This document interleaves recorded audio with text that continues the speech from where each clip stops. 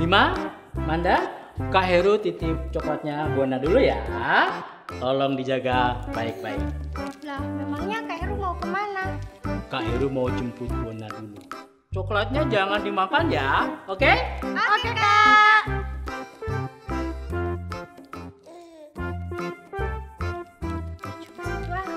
Hei Manda, tidak boleh. Tadi kan sudah dilarang sama Kak Heru. Kan Kak Heru tidak lihat. Lagian aku cuma mau coba satu. Tidak boleh, sini coklatnya. Hai guys. Hai. Loh, kok Bima dan Manda kayaknya saling marahan? Tadi Manda mau makan coklatnya Buana, Kak.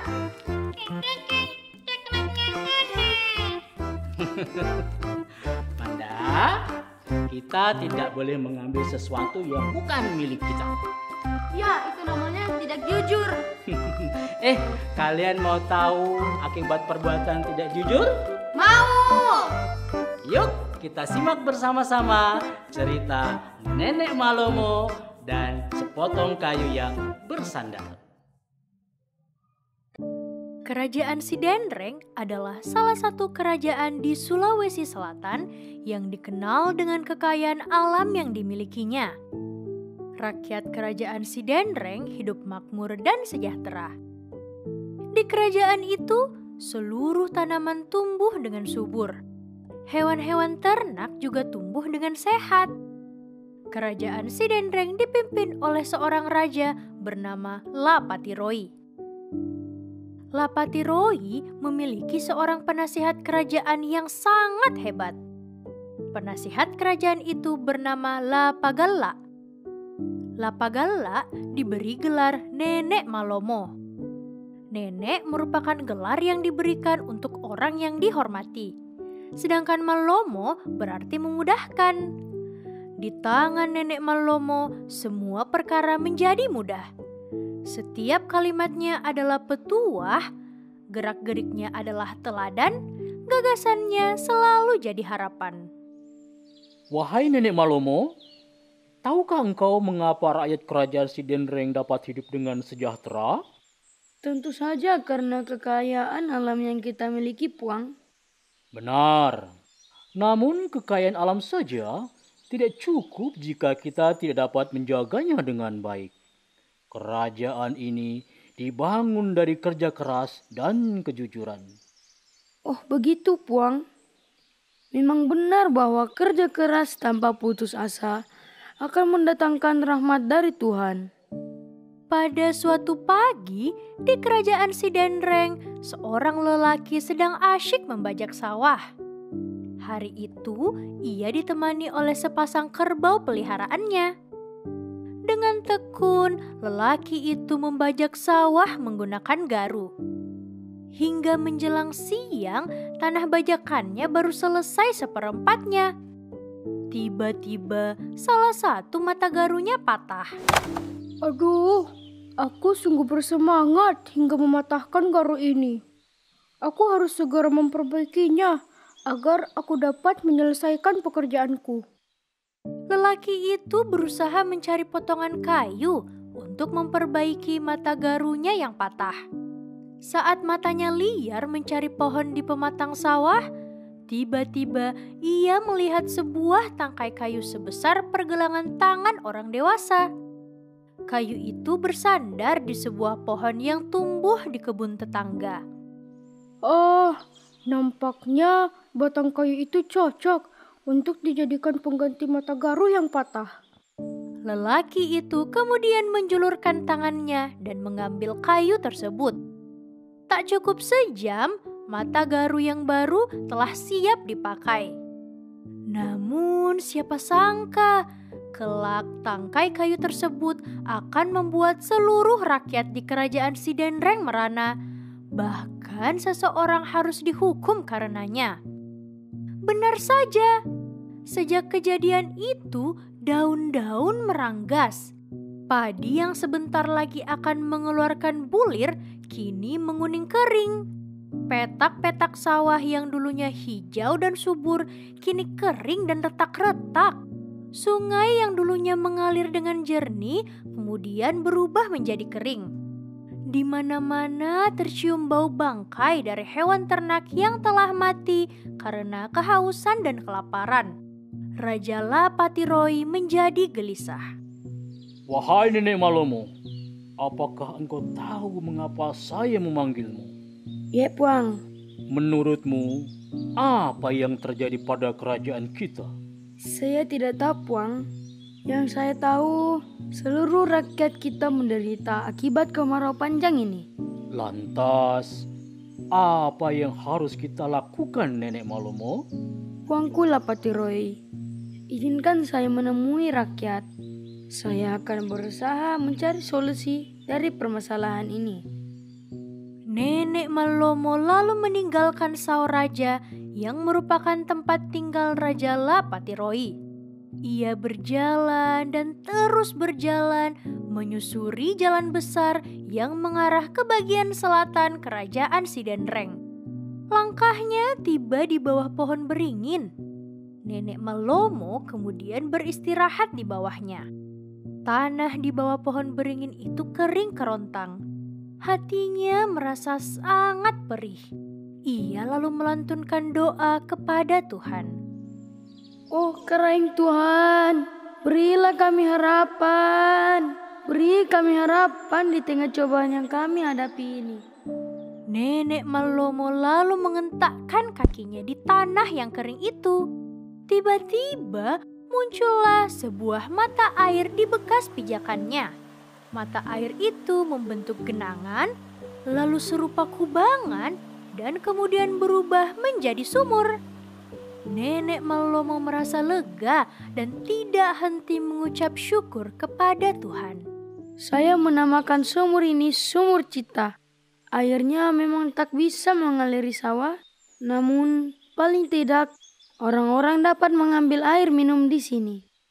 Meski demikian, kemarau belum berakhir di kerajaan Sidenreng. Rakyat semakin sengsara. Satu-satunya sumber mata air adalah Sumur Cita. Hanya air mata yang mengalir di mana-mana. Bahkan beberapa rakyat akhirnya meninggal karena kelaparan. Raja Lapatiroi menjadi putus asa dibuatnya. Wahai Nenek Malomo, lihatlah kerajaan kita sekarang. Sudah banyak rakyat kita yang telah kehabisan persediaan makanan. Mohon maaf, Puang. Jika kita tidak dapat menghentikan kemarau panjang ini, maka kita sebaiknya mencari tahu penyebab dari kemarau panjang ini. Apa maksudmu, Nenek Malomo? Ibarat penyakit, jika kita telah menemukan obatnya, maka penyakit itu akan sembuh. Baiklah. Tapi apa yang akan kita lakukan jika kemarau ini terus berlangsung? Kerajaan kita akan hancur. Nenek Malomo berpikir keras. Apakah yang menjadi penyebab dari kemarau panjang ini? Bagaimana bisa kerajaan Sidenreng yang dulunya makmur dan subur kini menjadi kering dan membuat rakyat sengsara? Apakah mereka telah melakukan kesalahan? Puang, apakah Puangku Lapatiroi mengingat alasan mengapa rakyat kerajaan Sidenreng dapat hidup dengan sejahtera? Ya, itu karena kerajaan ini dibangun dari kerja keras dan kejujuran. Benar, Puang. Itu berarti kemarau panjang ini terjadi karena ada seseorang di kerajaan ini yang telah berbuat tidak jujur. Tidak jujur? Ya, Puang. Berbuat tidak jujur itu bukan hanya berbohong. Mengambil barang orang lain tanpa minta izin juga adalah tindakan yang tidak jujur. Raja Lapatiroi kemudian memerintahkan kepada seluruh pengawal kerajaan untuk mencari tahu siapakah di antara penghuni kerajaan yang telah berlaku tidak jujur. Jika pelakunya ditemukan, maka ia akan menerima hukuman yang berat. Pengawal kerajaan mendatangi seluruh pelosok kerajaan untuk mencari orang-orang yang pernah berbuat tidak jujur. Hari demi hari berlalu, tak ada seorang pun di kerajaan Sidenreng yang mengaku telah berbuat tidak jujur. Sampai pada suatu hari, seorang lelaki mendatangi Sao Raja. Lelaki itu berjalan masuk dengan kepala tertunduk karena menahan malu. Permisi Tuanku Puang Lapatiroi, saya ingin mengaku bahwa saya telah berbuat tidak jujur. Tindakan sayalah yang menjadi penyebab dari kemarau panjang ini. Benarkah? Apa yang telah kau lakukan? Saya telah mencuri. Waktu itu saya mengambil sebatang kayu yang bersandar di sebuah pohon. Hah? Benarkah begitu? Tapi itu kan hanya sebatang kayu biasa. Bagaimana menurutmu Nenek Malomo? Puangku Lapatiroi, menurut saya tindakan lelaki ini memang tidak benar. Batang kayu yang diambilnya merupakan batang kayu yang bersandar di sebuah pohon. Itu berarti batang kayu itu ada pemiliknya dan bukan batang kayu yang tergeletak. Maafkan saya, Puang. Saya siap menjalani hukuman apapun yang diberikan. Dengan penuh rasa penyesalan, lelaki itu bersimpuh di hadapan Raja Lapatiroi. Betapa terkejutnya Nenek Malomo ketika menyadari bahwa lelaki itu merupakan putranya sendiri. Putranya lah yang telah mencuri dan menyebabkan kemarau panjang di kerajaan Sidendreng. Hei, apakah engkau putra dari Nenek Malomo? Benar, Puang. Saya adalah putra dari Nenek Malomo. Bagaimana ini? Apakah kita harus tetap menghukum putramu Nenek Malomo? Ketidakjujuran tidak boleh dibiarkan di kerajaan ini, Puang. Berilah ya hukuman sebagaimana mestinya. Dengan berat hati, Nenek Malomo melepas kepergian putranya yang telah siap menerima hukuman dari Raja Lapatiroi. Ia merasa amat sedih. Namun peraturan tetaplah peraturan. Putranya harus menerima ganjaran dari perbuatannya sendiri. Putra Nenek Malomo kemudian diusir dari kerajaan Sidendreng dan tidak diperbolehkan untuk kembali lagi. Sesaat setelah putra Nenek Malomo pergi dari kerajaan Sidendreng, langit tiba-tiba menjadi gelap. Awan berkumpul dan guntur bergemuruh. Hujan turun dengan sangat deras di kerajaan itu. Seluruh rakyat bergembira. Kemarau panjang kini telah berakhir. Rakyat berlari turun ke sawah menyusuri pematang seraya berpesta dengan tarian hujan. Tanaman kembali tumbuh dengan subur, hewan ternak kembali tumbuh dengan sehat. Rakyat kerajaan Sidendreng kembali hidup dengan sejahtera. Nah, bagaimana cerita tadi? Seru? Seru Kak! Manda tidak mau berbuat tidak jujur lagi. Bukan Manda ya, Bona? Iya.